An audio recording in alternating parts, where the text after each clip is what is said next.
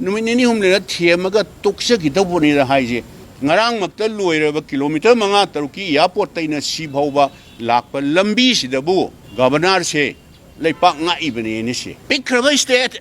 kilometer manga taruk si ju ada jungle da kaida chatpa lambi su nataba sidaida by road ta travel tawba ngamdadna helicopter na pick up tawraga sida targa rajabhan sangi siu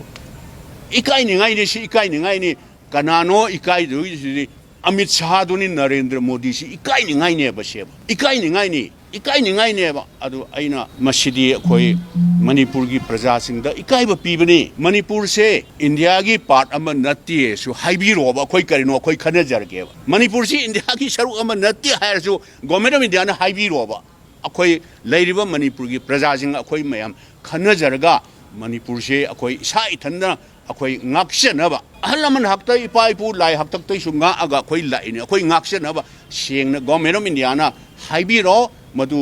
clarification to biro ba aduga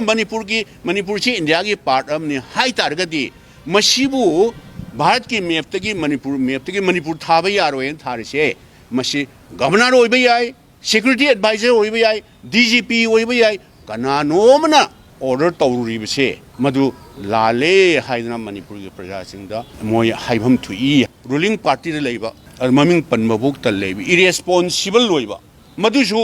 moi gi sufficient number leiba adu chatlaga akhoi sidaida governor da tawraga atai CSO lairi ne moi BJP gi manung singdo huji kuki sinau sing gi sathok sachin tawbagi moi rajbhavan da kaida moi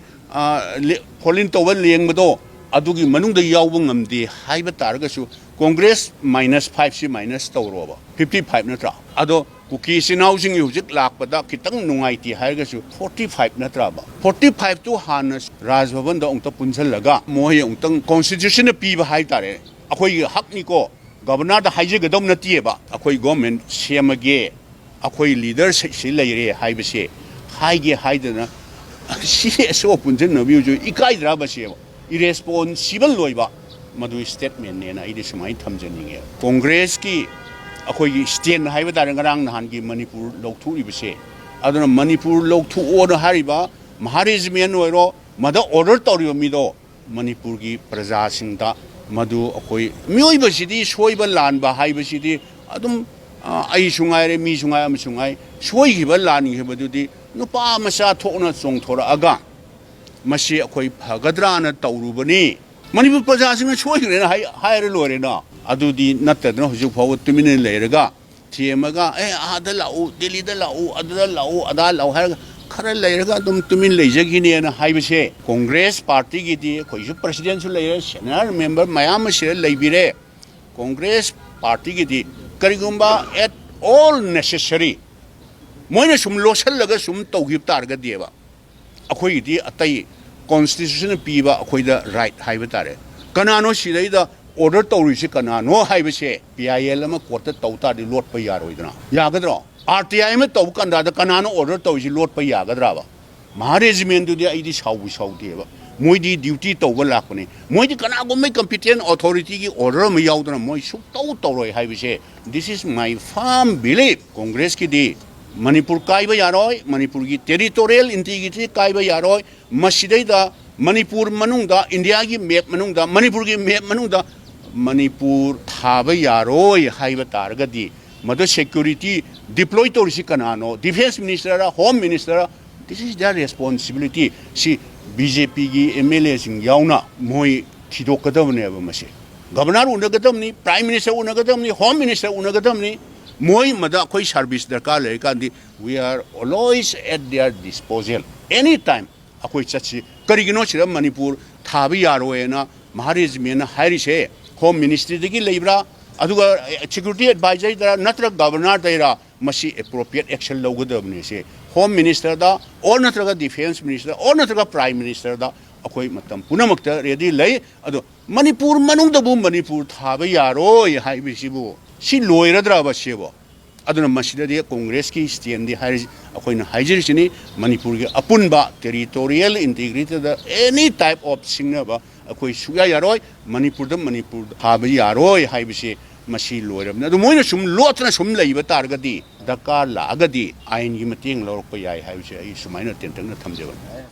ngasi si prime minister oibiramba pandit jawaharlal nehru gi leikidaba humphuma thoirak suba numitni bharat asi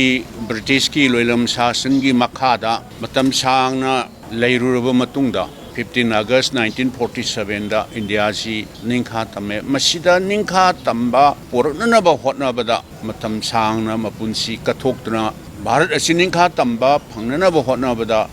jail da laidana matam sangna lairuraba moigi contribution sidi haibada loiba nairoi doba aduna ikoina pandit jawaharlal nehru gi magi itihas aduga mana pibiramba leipak sida pibiramba contribution sidi thadana loiroi doba samna haibada prithvi punamangna hainari bani pandit jawaharlal nehru se india gi new architecture of india haina hiram khuding makta sector khuding makta mana Sembiramba mana tawiramba mayam dunani hauzik Bharat ase technology gi lamda hairo hiram khuding maktani aina haijari bise economy gi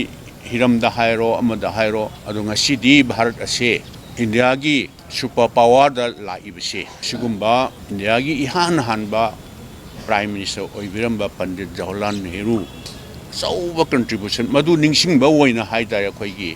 ngasi si Manipur Pradesh Congress Committee na sinmi langbiduna organize tawbiduna mahaki mafamda tawiman khangba utpa kai khumnaba utpa haiba oina koi angamba leimanam to su katna magi mafamda koi kok nonduna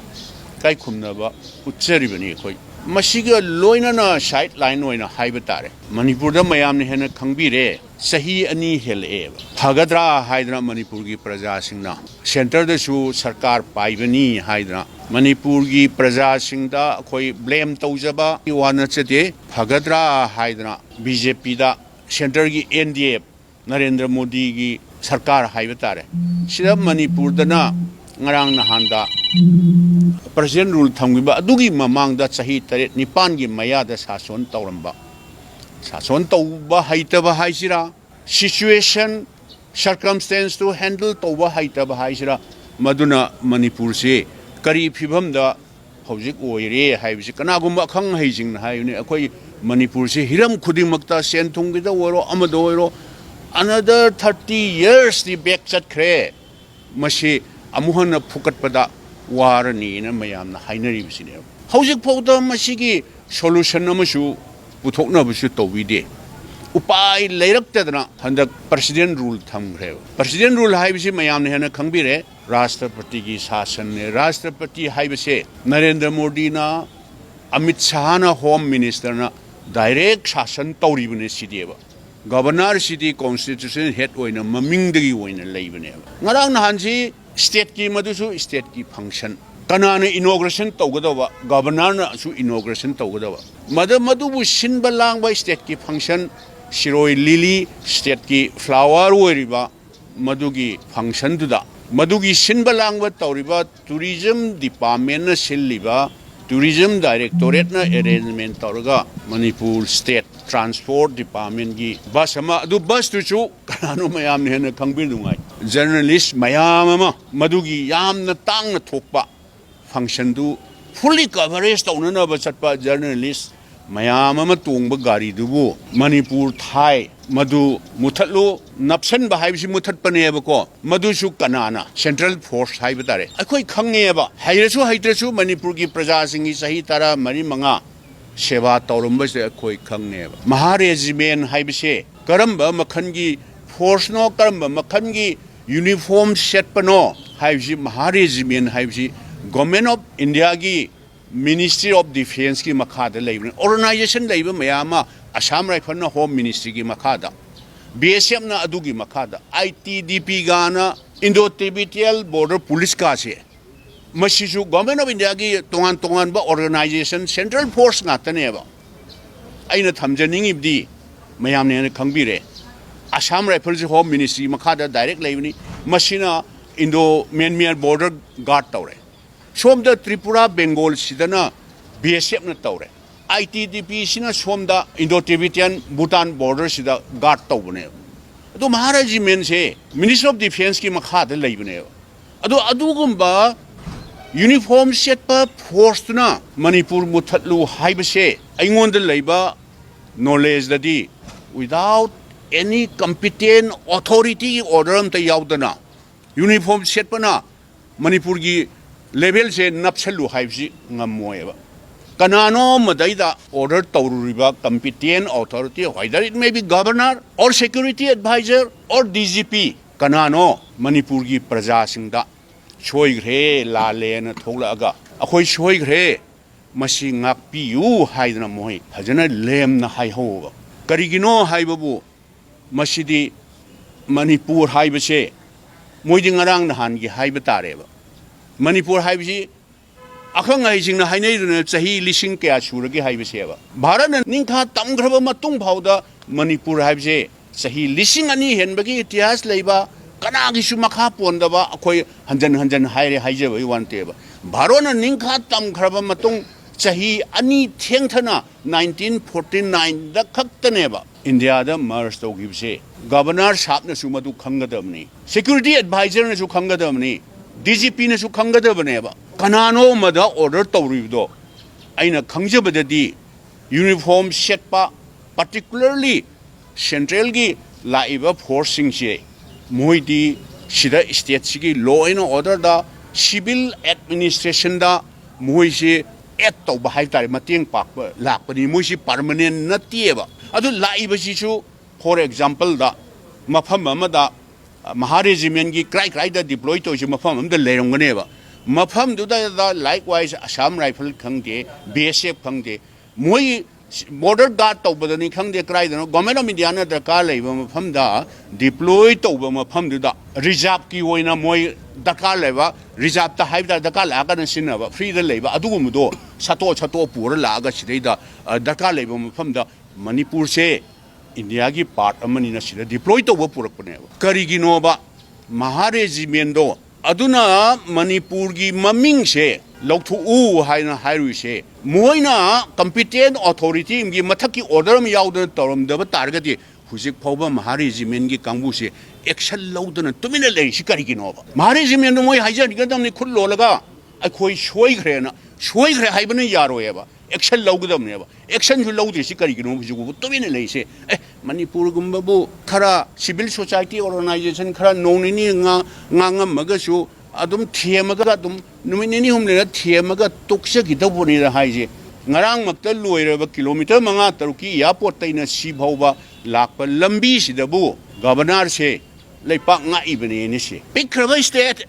kilometer manga taruki sisu ada jungle da kaida satpa lambi sunataba sidaida by road ta travel tawba ngamdadna helicopter na pick up tawga sida targa rajabhan sangi siu ikai ni ngai ni kanano ikai du amit shah duni narendra modi si ikai ni ngai ne ba adu aina masidi khoi manipur gi praja sing da ikai ba pibani manipur se india gi part ama natti su haibi ro ba khoi karino khoi khane jar ge manipur si india gi saru ama natti hair su government of india na haibi ro ba akhoi leiriba manipur gi praja sing akhoi mayam khane jarga manipur se akhoi sa ithanda akhoi ngakshana ba halaman hakta ipai pu lai haktak tai sunga aga khoi lai ne akhoi ngakshana ba sengna government of india na haibi ro madu clarification to biro ba aduga manipur si india gi part amni hai targati masibu bharat ki map tagi manipur thaba yaro en tharise masi governor oiba yai security advisor oiba yai dgp oiba yai kanano mana order tawruri bse madu lale haidna manipur gi praja singda moi haibam thui ruling party de leiba maming panmabuk tal leibi irresponsible loiba madu su moi gi sufficient number leiba adu chatlaga akhoi sidaida governor da tawraga atai cso lairi ne moi bjp gi manung sing do huji kuki sinau sing gi sathok sachin tawbagi moi rajbhavan da kaida moi polin tawal lengmado adugi manung da yawba ngamdi haiba targasu congress -5 si minus tawroba 55 natra ado kuki sinau sing hujik lakpada kitang nungaiti hairgasu 45 natra ba 45 to hanas rajbhavan da ongta punjalaga moi ongtang constitution pi ba hai tare akhoi hakni ko governor da haije gadom natie ba akhoi government semage अखोई leader से लेरे हाइबसे हाइगे हाइदना सो पुंजन नबियो जो इकाइद्रा बसे इरेस्पोंसिबल लोइबा मधु statement ने ना सुमाई थमजनिंगे कांग्रेस की अखोई stand हाइबा तारे ngरang नहान की मणिपुर लौथुरिबसे अदुना मणिपुर लौथुओन हारिबा महारेजमेंट ओइरो मद ऑर्डर तौरियो मिदो मणिपुर की प्रजा सिंदा मधु अखोई मियोइबसिदी सोइबा लानबा हाइबसिदी अदुम आई सुंगाइरे मी सुंगाइ अम सुंगाइ सोइगिबा लानगिबदुदी नुपा मसा थोना चोंथोरअगा मसी अखोई फगद्राना तौरुबनी मणिपुर प्रजा सिंह सोइग्रेना हाइरे लोरेना अदुदी नत्तदना हुजु फाव तुमिने लेरगा थेमगा ए आदा लाउ दिल्ली दा लाउ अदा लाउ अदा लाउ हारगा खरा लेरगा तुम तुमिन लेजगिनेना हाइबसे कांग्रेस पार्टी गिदी कोइसु प्रेसिडेंट सु लेरे सेनियर मेंबर मयाम से लेबिरे कांग्रेस पार्टी गिदी करिगुंबा एट ऑल नेसेसरी मोइने सुम लोसलगा सुम तौगिब तारगा देबा अखोइदी अतई कॉन्स्टिट्यूशन पीबा अखोइदा राइट हाइबा तारे कनानो सिदैदा ऑर्डर तौरिसे कनानो हाइबसे पीआईएल अमा कोर्ट तौतादि लोटपा यारोइदना यागद्रो आरटीआई में तौ कंदा कनानो ऑर्डर तौरिसे लोटपा यागद्राबा महारेजिमेंट दुदी आइदी साउ साउदेबा मोइदी ड्यूटी तौबा लाखने मोइदी कनागुमै कंपिटेंट अथॉरिटी की ऑर्डर में याउदना मोइ सु तौरोय हाइबसे this is my firm belief Congress की दी मणिपुर कायबा यारोय मणिपुर की टेरिटोरियल इंटीग्रिटी कायबा यारोय मसिदैदा मणिपुर मनुंगदा इंडिया की मैप मनुंगदा मणिपुर की मैप मनुंगदा मणिपुर थाबा यारोय हाइबा तारगदी मद सिक्योरिटी डिप्लॉय तौरिसि कनानो defence minister home minister this is their responsibility सी बीजेपी की एमएलए सिंग याउना मोय थिदोकदबनेबा मसे गवर्नर उनगदबनी प्राइम मिनिस्टर उनगदबनी होम मिनिस्टर उनगदबनी मोय मदा कोई सर्विस दरकार ले कांदी we are always at their disposal any time अखोई चची करिगिनो सिरा मणिपुर थाबी यारोयना महारेजमेंट हारिसे होम मिनिस्ट्री दगी लेब्रा अदुगा सिक्योरिटी एडवाइजर दरा नत्र गवर्नर दरा मसी एप्रोप्रिएट एक्शन लौगदबने से होम मिनिस्टर दा और नत्रगा डिफेंस मिनिस्टर और नत्रगा प्राइम मिनिस्टर दा अखोई मतम पुनमक्ता रेडी लई अदो मणिपुर मनुंगदबु मणिपुर थाबा यारोय हाइबिसिबु सी लोइरद्राबा सेबो अदुना मसिददि कांग्रेस की स्टैंड हाइ अखोइना हाइजरिसिनी मणिपुर की अपुनबा टेरिटोरियल इंटीग्रिटी दा एनी टाइप ऑफ सिंगनबा अखोइ सुया यारोय मणिपुर थाबा यारोय हाइबिसे मसी लोइरबना अदु मोइना सुम लोतना सुम लइबा तारगदी दरकार लागदी आइन की मतेंग लौरकपा याय हाइबिसे आई सुमाइना टेंटंगना थमजेबन